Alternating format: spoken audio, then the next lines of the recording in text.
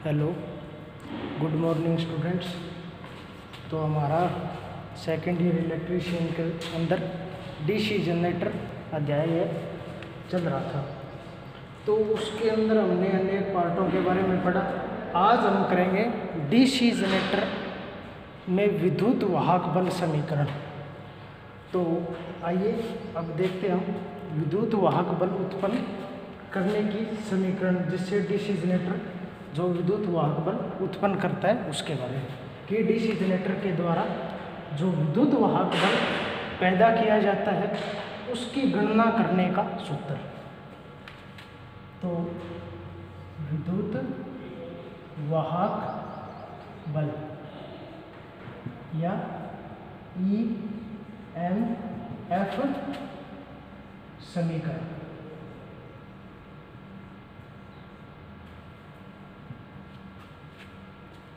तो ये समीकरण है E बराबर phi into Z into N बटा 60 इंटू पी बटा ए। ये है डीसी जनरेटर के द्वारा उत्पन्न विद्युत वाहक बल या उसका वोल्टेज ज्ञात करने की समीकरण या सूत्र। तो इसमें E क्या है, फाई क्या है, जेड क्या है, इनको अलग अलग हम डिनोट करते हैं। तो E है इसमें जनरेटर द्वारा उत्पन्न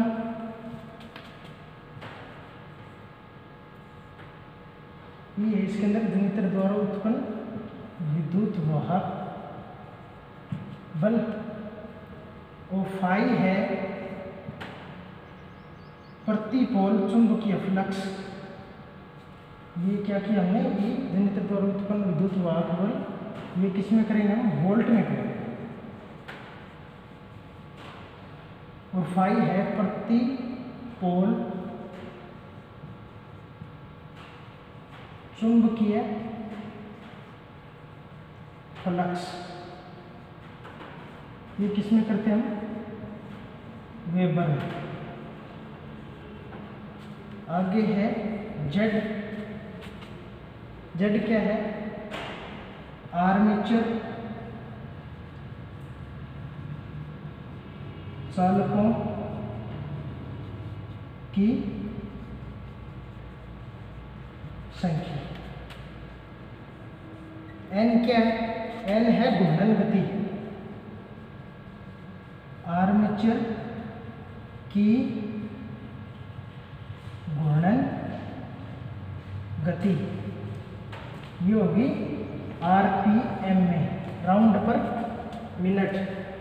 आगे है P, पोलों की संख्या, पोलों की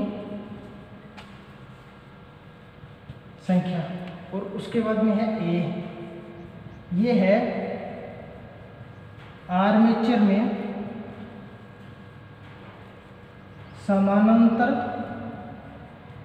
आर्मेचर में समांतर पथों की संख्या।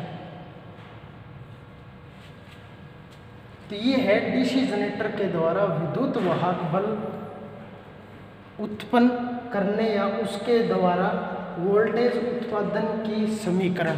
तो इसमें हमने E जनरेटर के द्वारा उत्पन्न विद्युत वाहक बल वोल्ट में, फाई है इसमें प्रति पोल चुंबकीय फ्लक्स हमेशा वेबर में होता है, एन आर्मेचर चालकों की संख्या है, P है पोलों की संख्या है, और N है ये है आर्मेचर की घूर्णन गति जो हमें RPM में ज्ञात करनी है, P पोलों की संख्या, और A है आर्मेचर में समांतर पथों की संख्या। तो ये है जनरेटर के द्वारा विद्युत वाहक बल ज्ञात करने की समीकरण।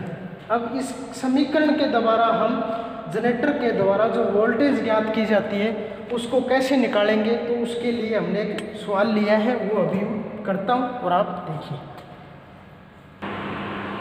तो विद्युत वाहक बल समीकरण ज्ञात करने के लिए हमने एक न्यूमेरिकल है उस पर हम करेंगे। तो इसमें क्या है कि इसी लैप वाउंड 8 पोल वाले आर्मेचर में 800 चालक हैं और फ्लक्स का मान 15 मिली वेबर है। यदि आर्मेचर की घूर्णन गति 500 आरपीएम है तो जनरेटर में पैदा हुआ विद्युत वाहक बल का मान ज्ञात करें। तो इसका विद्युत वाहक बल समीकरण हमें पता ही है, तो इसमें हम यहाँ क्या लिखेंगे, इसमें क्या कि P पोलों की संख्या कितनी है 8, घूर्णन गति कितनी है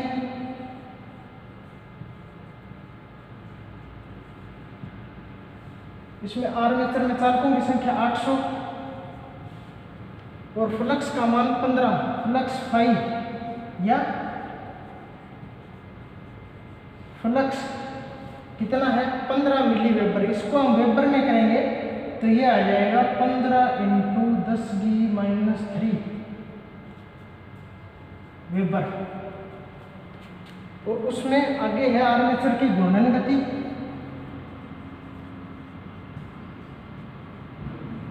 ये कितनी है, ये है हमारे पास 500 आरपीएम। अब हमें क्या करना है, इसके अंदर विद्युत वाहक बल ज्ञात करना है, तो उसकी समीकरण हमारे पास है। तो इस समीकरण के हिसाब से हम देखेंगे तो यहाँ क्या है, फाई कितना है 15 × 10⁻³ × जेड कितना है हमारे पास 800, एन घूर्णन गति कितनी है 500 आरपीएम, और यहाँ नीचे 60 × पोलों की संख्या है P, ये होगी हमारे पास 8, और नीचे है आर्मेचर में समांतर पथों की संख्या भी कितनी होगी हमारे पास 8, क्योंकि लैप वाउंड जनरेटर है हमारे पास, जिसमें 2 प्रकार के वागे मैं आपको बताऊंगा। तो इसको हम हल करेंगे तो ये इससे हो गया 8 से, और ये इसको यहाँ पे हम लिखेंगे 15 × तो ये नीचे लेके आएंगे तो ये 3 है, तो ये प्लस का हो जाएगा, तो ये हो जाएगा यहाँ पे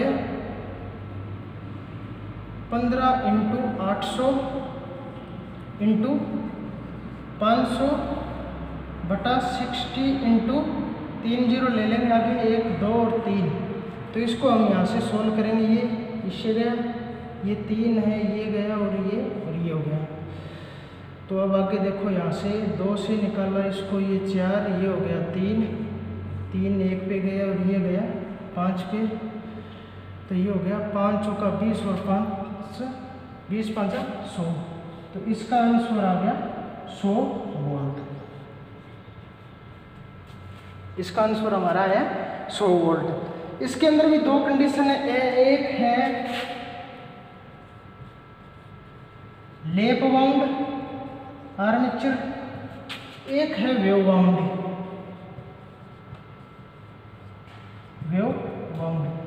तो लैप वाउंड में तो होता है A = P, आर्मेचर बराबर पोलों की संख्या, और इसमें होता है A = 2, आर्मेचर पोलों की संख्या 2 रखी जाती है।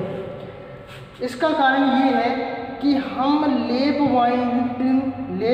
वाइंडिंग का प्रयोग वहाँ करेंगे जहाँ हमें विद्युत धारा की ज़्यादा आवश्यकता पड़ती है या विद्युत धारा हमें ज़्यादा उत्पन्न करनी है, और वेव वाउंड का प्रयोग वहाँ पे किया जाता है जहाँ पर विद्युत वाहक बल ज़्यादा हमें उत्पादन करना है। तो लैप वाउंड का प्रयोग करेंगे जहाँ हमें विद्युत धारा की ज़्यादा ज़रूरत हो, और वेव वाउंड का प्रयोग करेंगे हमें जहाँ हमें EMF या विद्युत वाहक बल या वोल्टेज ज़्यादा उत्पादन करना हो।